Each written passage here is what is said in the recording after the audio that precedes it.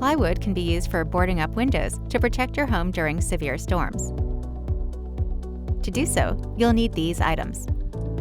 The amount of time needed for this project depends on the number of windows you're securing. Set aside at least a half day for small jobs.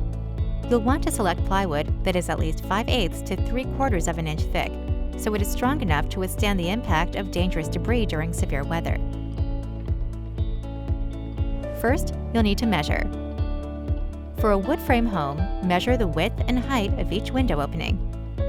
Then add 8 inches to each measurement to allow the plywood panel to overlap the window by 4 inches on each side. Next, use a circular saw to cut the panels to your specific dimensions. Include the overlap that you recorded for each opening.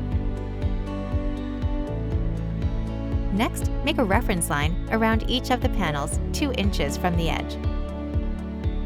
Then, mark the locations for holes to drill along this line, in each corner and along the lengths at 12-inch intervals. Now is also a good time to label each panel to indicate which window it will cover, and mark an arrow to show which edge faces up. To mark these holes, use a power drill with a drill bit that is slightly larger than the fasteners you'll use to install the plywood.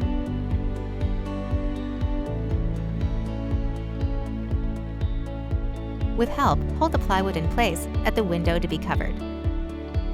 Make a mark through each of the holes you drilled to show the locations for lag screws. Remove the plywood. Drill pilot holes for the lag screws at each reference mark using a drill bit slightly thinner than the screw. For small and medium-sized windows, the screws should penetrate the home's frame 1 3/4 inches deep. Finally, reposition the panel to align the holes. Then use an electric screwdriver to secure the hurricane shutter over the window. Remember, plywood storm shutters are reusable if you weatherproof them with a wood sealer or exterior paint. Good luck, and thanks for shopping at the Home Depot.